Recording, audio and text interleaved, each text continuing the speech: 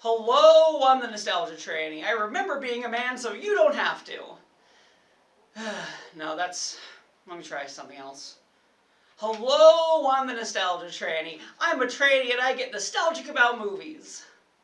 No, too derivative. Anyways, when I was younger, I saw part of the movie we'll be watching today. I want to find out if it still holds up to modern sensibilities. That movie is To Wong Foo, Thanks for Everything, Julie Newmar. I know, gazoon tight. I'll just be calling the movie To Wong Foo for short. The film features an all-star cast, featuring Patrick Swayze, hot off being nominated Most Attractive Man in Hollywood by People magazine, Wesley Snipes, hot off of Blade, and John Leguizamo, hot off of the Super Mario Bros. Movie.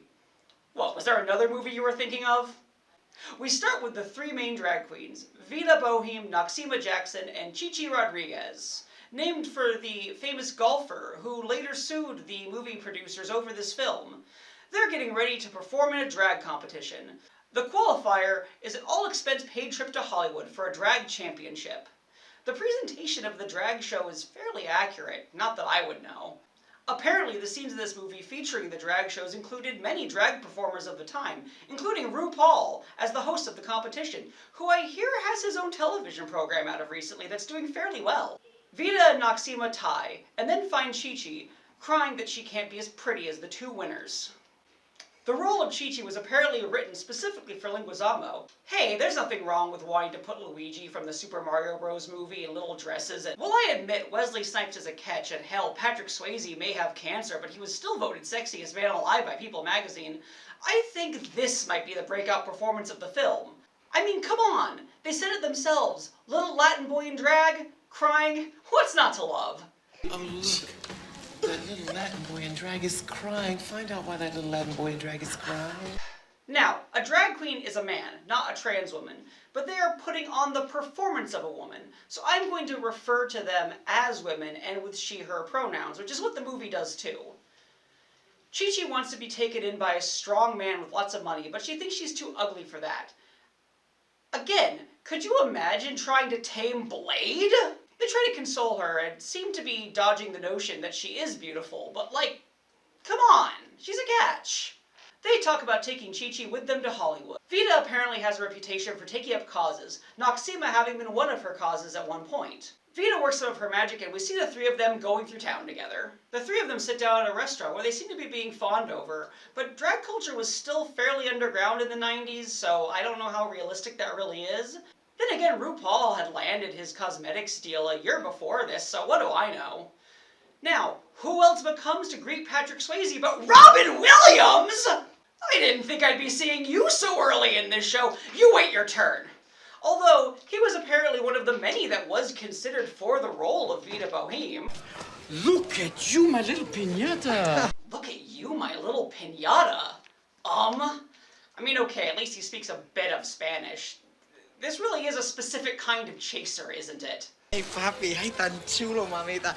El gusto es mío. No, el gusto es mío. Oh, no, papito, el gusto es mío, mi amor. No, el gusto y lo susto dejan robusto. Sí, te presta justo las nalgas. Robin Williams is in fact a financier, here to help fund the trip. He gives them a hookup with a car, so they'll be on a road trip from New York to LA. Is it just me, or does this seem at least a little familiar to Priscilla, Queen of the Desert? It is here, however, that Vida notices an autographed photo of Julie Newmar written out to Wong Foo, saying, "Thanks for everything," hence the title of the film. Now, some of you might know Julie Newmar as the original screen actress for Catwoman in the Adam West Batman television series. They should really try bringing her back one of these days. Hell, I'd accept an animated voice cameo at this point. Vida decides to take the photo as the group's sovereign token. That's odd. The movie hasn't had cartoons scoring up to this point. What's the deal with that? They go to pick up their vehicle, deciding to make off with the car that they find the most stylish and attractive. Now, at a certain point I have to ask, when does the drag queen persona end? In movies like Pink Flamingos, Divine plays the main character, who is meant to be playing a biological woman, despite the drag queen persona of the late Harris Glenn Milstead. In this movie, the main characters, played by non-drag performers, are in their drag personas full time, but drag performers don't exist in their drag persona for the entire time. That's what trans women do. Did this movie get confused? Do they think we don't know what the difference is? So next they make their way up to Bella Sinwood, Vita's hometown. We see that she gave up a life in the rich part of town to become the drag queen she is today. She spots her mother, who rejects her. Well, again, maybe you didn't need to show up in drag, but it's still denying her son for being queer. Vita tears up the map, declaring it cheating, and storms off. Chi-Chi is in dismay, but Noxima tells Chi-Chi that when she becomes a drag queen, she is going to have to get used to doing things this way. Chi-Chi argues that she is a drag queen, but Noxima corrects her, saying that she is a boy in a dress. She then goes on to clarify that someone who dresses for kink is a transvestite, and that a man trapped in a woman's body then has a little operation is a transsexual, and when a gay man has way too much fashion sense for one gender, he is a drag queen. Now I think this movie is really confused, because let's ignore the misgendering of trans women everywhere. Since when does a drag queen have to be a gay man? Maybe this movie is just of its time, but I don't think it's accurate. She then says that when a tired little Latin boy in drag puts on a dress, he is a boy in a dress. Now again, she's clearly the most passable of the bunch. I know Chi-Chi doesn't have the most experience out of them, but in any case, she gets them to agree that she is at least a drag princess, and decides to get back in the car. Noxima tells her that there are 4 steps to being a drag queen. She won't tell Chi-Chi what the steps are, but Chi-Chi does a little prayer in the name of becoming a drag queen, and Noxima tells her that she's completed step 1. Nighttime, tired, and in new outfits, they turn into a hotel for the night. When did they have time to change? They look fabulous! Debating the pros and cons of staying at the hotel, they worry about being mistreated, saying Chi-Chi might even get herself killed. Again, you don't have to do everything in drag! I swear to God, you movie, No, it's okay. We're gonna get through this.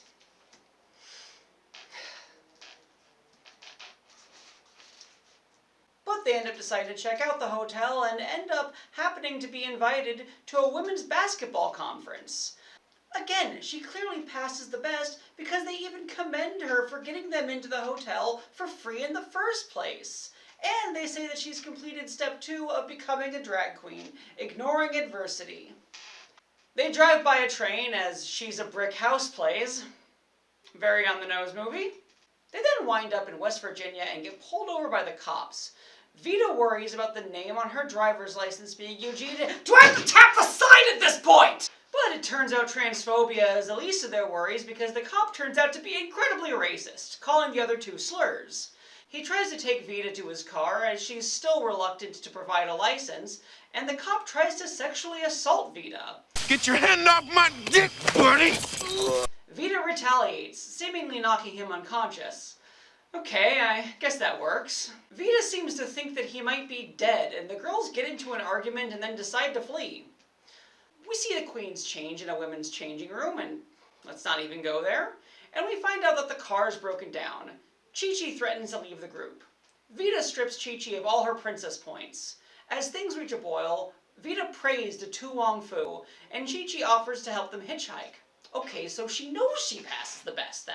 She gets them a ride to Snyderville with a young cowboy-hatted man we will come to know as Bobby Ray, and Vita thanks Wong Foo for answering her prayers. He lets them out in town and whistles for his family to help with the Cadillac at the side of the road. The family, featuring Carol Ann, Virgil, and Bobby Lee, lets them stay the night while things get taken care of. They wake up and see the townspeople, and the little girl remarks on the lady's size and stature, but the repairman doesn't have the parts for their Cadillac. He says it'll take a few days to get them.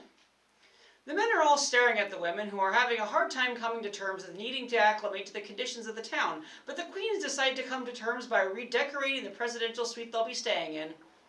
I guess this is where they got the idea for Queer Eye. Officer Dullard seems to be unconscious, and is found by the other officers who recapacitate him. The queens get the down low on all the townsfolk, learning about the boy with the stutter, the old woman known as Clara, losing her hearing after a divorce, and the man described as the nicest colored man you'll ever meet. Meanwhile, Noxima tries to return a photo dropped by Clara back to her. The other officers roast Dullard for being attacked by drag queens as they take his testimony. But Dullard swears to bring back their corpses and goes on the hunt, even curating a list of places that homos go to.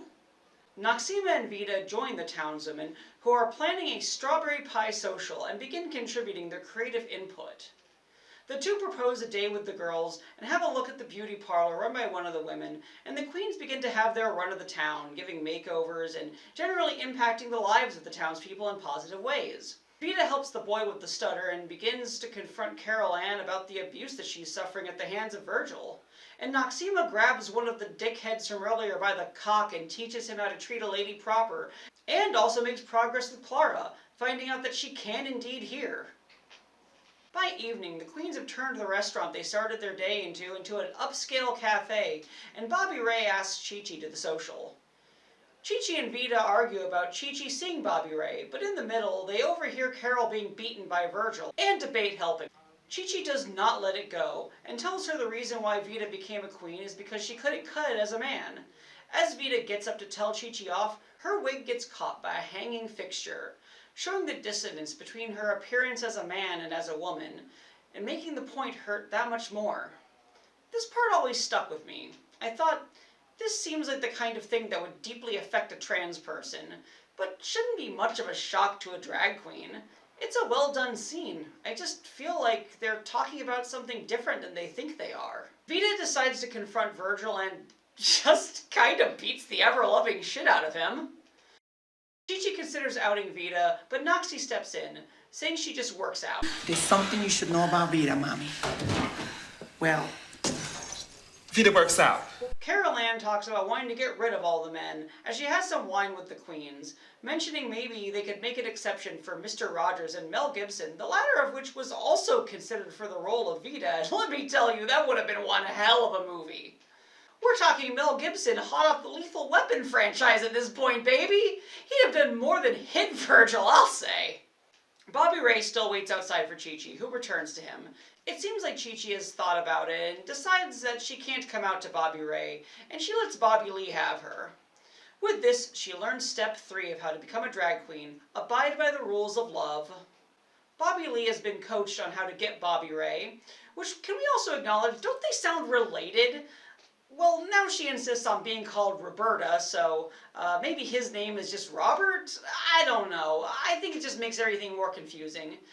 So Bobby Ray asks Roberta, and they have a dance. The rest of the town pairs off and begin to dance with them. The queens look on from the balcony, and they dance together. Dullard is still having a crisis about the existence of gay people at the bar. Men touching each other. Virgil pops up a seat next to Dullard. Virgil asks if the shoe he has is his, and Dullard says he's looking for the person who belongs to the shoe, or who the shoe belongs to. Either way, I guess. The car is getting closer to being fixed, and Carol Ann seems to want Vita and the queens to stay. Vita considers coming out to Carol, and Carol says she already knew, but that she doesn't mind having a lady friend with an Adam's apple. Again, this would be a very powerful scene if this was written for a trans woman. It really seems like they wanted to make a movie about the transgressive and transformative nature of the trans experience, but chose to center it on drag queens for some reason. Well, it wouldn't be the first time it's felt like people care more about drag queens than transsexuals. Officer Dullard seems to know just where to find his homos as he peels into town, while Chi-Chi seems to be serving Carmen Miranda as everyone is dressed in red for the strawberry social. Officer Dullard demands his Cinderella come out and see if the shoe fits, not looking like much of a Prince Charming himself. Carol Ann comes out, pretending to be Vita, claiming the shoe is hers. The rest of the women all come out and claim the shoe is theirs as well, and even the men get involved, and the officer gets chased out of town. Carol Ann confronts Virgil silently, who silently gets back into his truck and leaves. The queens themselves are found hiding in their room, but they come out, unable to believe that the town is standing up for them. Noxie says that she has learned to take chances, saying she will make Hollywood wherever they go. They asked Vita and Chi-Chi to stand up. Vita says she wants to walk into her parents' house and tell them that she's going to be herself, whereas Chi-Chi says things of a more frivolous nature. and when I find my honest and true love, I'm never gonna let him go. Nuh-uh. And I don't care what my cousin Lisette says. I don't care. I mean, everything I touch doesn't turn into caca. And I'm gonna try and find a foundation that's a little closer to my actual skin tone. The strawberry social goes off, and we get our Everybody Dances ending. Which, to be fair, how else would you end a movie about drag queens? I'm gonna give this movie a pass on that one, actually. But the movie is not actually over yet.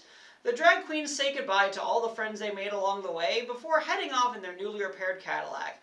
Vita asks Carol to come with her to Hollywood. Carol declines, knowing the town has her back, and says, "I love you," using Vita's chosen name. She says she's always wanted to hear those words said to that name. Again, I am touched as a trans woman, but can you imagine if someone said "I love you" to any of the other pun-based drag names that exist out there? I love you, Chokesada Cock. Would that work? Huh? Vita pulls out the photo of Julie Newmar and hands it to Carol, who even matches her sentiment on Julie's statuesque nature. Carol says she doesn't see Vita as a man or a woman, but as an angel. Carol accepts this, which, I guess coming from a drag queen, may be more on point, but I also feel like it's kind of dehumanizing. We cut to the Drag Queen of America contest to find that Chi-Chi has become the winner of the contest, which, okay, thank God for that. I've just been saying this entire time, all I really wanted in this entire film is just for her to succeed. She really deserves it. She even gets to meet Julie Newmar at the end of the movie, which is just a really nice touch to have. Wong Foo probably scratched a certain itch for queer media at the time, but falls short to actually familiarize non-LGBT people with LGBT matters. The queens don't get to take part in any kind of romance, and their characterization as drag queen overlaps with transsexuals too much, so it doesn't really make me feel too represented either. Honestly, despite the idea of this particular cast doing their own version of Queen of the Desert, and how that sounds like a recipe for success, this movie's a disappointment. And one question I've had since I first saw only part of this movie all those years ago: who the fuck is Wong Foo?